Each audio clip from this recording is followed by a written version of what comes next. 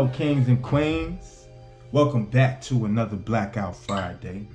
And today we have a special edition. We're going to be talking about my new book. Nah, just playing. But today I'm going to be speaking about a book by Dr. Claud Anderson. This book is called A Black History Reader. It was a very interesting book. Had a lot of interesting concepts in it. So if you haven't heard about it, let's learn about it. One of the first questions presented: are blacks a permanent socioeconomic underclass? Now, as you can see from the chart, it shows that blacks' household income is the lowest among any other race in America. At this point in time, that does put us at the bottom of the socioeconomic classes. We do have people who make good money as blacks in America, but as a whole, we haven't put a dent into nothing. What is the doctrine of unequal exchange? And is it still being applied to the black race today? I can say that throughout our history, there has been many things throughout history. The 1866 Indian Treaty, the Freedmen's Bureau, the New Deal, the Great Society Program, affirmative action. All these things were set up, and blacks were definitely on the list to be assisted as well in some sort of way. But for some reason, couldn't tell you why, for some reason, we just so happen to miss the deal. Our government has paid reparations to so many groups. Why won't it pay reparations to native blacks for slavery? Many of y'all probably don't realize, but since the beginning of this country, the first people to be here, blacks, Indians, then the whites came. Then after the whites came, all the other races, all the other Europeans, everybody's coming after. So as you being a native black, meaning a descendant of slavery, meaning somebody who was one of the first people here in the Americas, why is it that we can't receive reparations for the torture and horror that we was put through? But if you pay close attention to this list, and you see the Marshall Program for the Jews who suffered through the Holocaust, or the 4-Point Program for the people in Japan, also for the ones in America who suffered in the internment camps.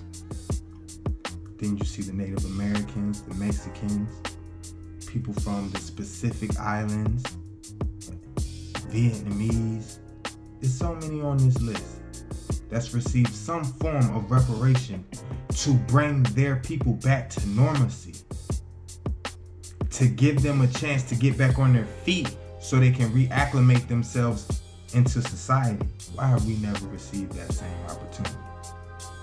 What was the scenario that led to the death of the 1960s Black Civil Rights Movement? During that movement, during that time, we had our own everything because we were segregated. We could not use white resources, meaning we had to build our own resources, create our own communities, come together, work together. We accomplished that during segregation. But why is it that the main goal of the 1960 Civil Rights Movement was to integrate us into white society without bringing along any of our sports teams, any of our schools, any of our hospitals? Nothing. When we integrated into normal society, as so many would say, we lost, all of our black teachers lost their jobs. All of our black nurses, doctors, hospitals, our black bus lines went out of business, black taxi companies, restaurants, grocery stores. Should I keep going? because I hope I've made my point. Why do blacks need communities instead of neighborhoods? Let me give you the difference, because I know smart mouth must get neighborhood community, same thing. No, it's not at all. The difference is a neighborhood is a group of people living somewhere. So an apartment complex is a neighborhood. A community is a group of individuals who own the land they live on. They own the businesses, and they also have political stance in their country, city, state, whatever the case, based off of the economic power they have built in that community.